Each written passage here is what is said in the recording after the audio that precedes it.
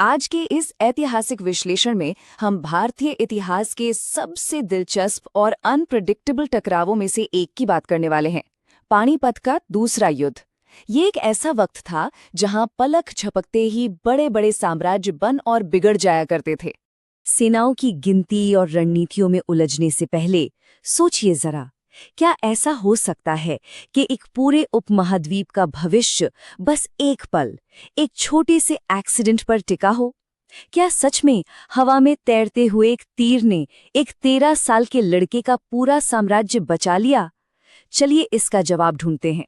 तो आइए सबसे पहले बात करते हैं मुगल और सूर संघर्ष की।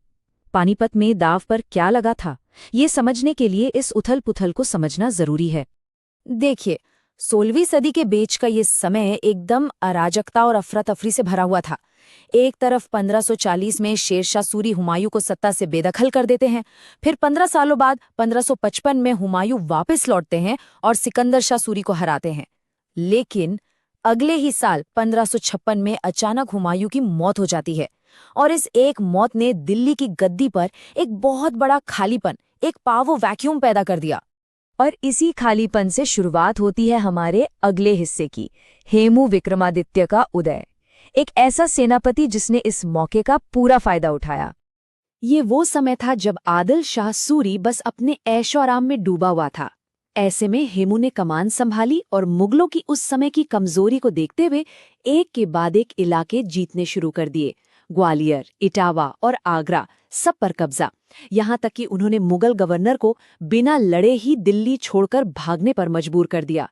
और फिर 7 अक्टूबर 1556 को बिना खून खराबे के दिल्ली फतेह करके हेमू ने खुद को एक बहुत ही लेजेंडरी प्राचीन उपाधि दी, विक्रमादित्य। अब आता है इस कहानी का अगला मोड़, पानीपत की ओर कूच। हेमू को रोकने के लिए मुगलों को कोई न कोई बड़ा कदम तो उठाना ही था। पर यहाँ एक पेंच था। नया मुगल सम्राट यानी अकबर उस वक्त सिर्फ एक 13 साल का लड़का था। तो जाहिर है मुगलों के इस काउंटर अटैक के पीछे असली दिमाग किसी और का था, और वो थे उनके संरक्षक या रीजेंट बैरम खान। राज्य का सारा कामकाज और ये पूरा मिलिट्री कैंपेन असल में वही चला रहे थे। अब मेन बैटल से ठीक पहले एक बहुत बड़ा झटका लगता है। अली कुली खान की 10,000 मुगल घुड़सवारों वाली टुकड़ी अचानक से हेमू के एडवांस तोपखाने पर हमला कर देती है और उसे पूरी तरह से अपने कब्जे में ले लेती है। ये मुगलों की तरफ से एक बहुत ही डैमेजिंग शुरुआती वार था। हेमू ने अपना सारा तोपखाना खो दिया और इस महंगे नुकसान का असर आगे की रणनीति पर पड़ना तय था। खैर, अब हम पहुंचते हैं 5 नवंबर 1556 के उस दिन पर, महायुद्ध की व्यू रचना। चलिए देखते हैं पानीपत के ऐतिहासिक मैदान में दोनों सेनाएं कैसे आमने सामने थीं। ये नंबर 22 कोई मामूली नंबर नहीं है। पता है क्यों? क्योंकि ये बंगाल से लेकर पंजाब तक हेमू की लगातार जीती हुई लड़ाइयों की गिनती है। 22 लड़ाइयां और एक में भी हार नहीं। तो हम समझ सकते हैं कि हेमू का आत्मविश्वास उस वक्त किस आसमान पर रहा होगा। और ये 30,000 का जो आंकड़ा है, ये हेमू की अफगान घुड़सवार सेना का साइज है। एक विशाल सेना जो नंबर्स के मामले में मुगलों पर पूरी तरह भारी पड़ रही थी। और बात यहीं खत्म नहीं होती। हेमू की फौज में 1500 खौफनाक भारी लोहे के कवच पहने हुए युद्ध हाथी भी शामिल थे। इन्हें मैदान में इसलिए उतारा गया था ताकि ये मुगल सेना की लाइनों को पूरी तरह से कुचल कर रख दें।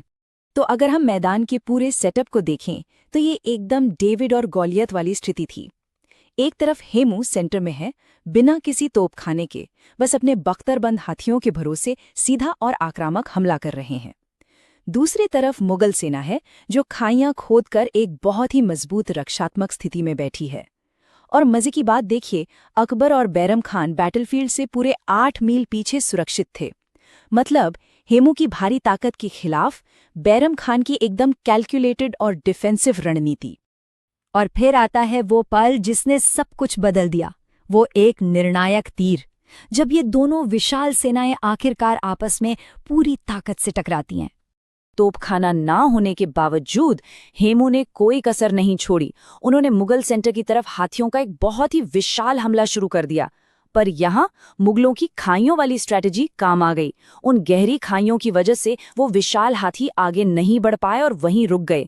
बस इसी मौके का फायदा उठाकर मुगलों की तेज तर्रार घुड़सवार सेना साइड से घुसी और सीधा हाथियों के उन पैरों पर वार करना शुरू कर दिया जहां कवच नहीं था।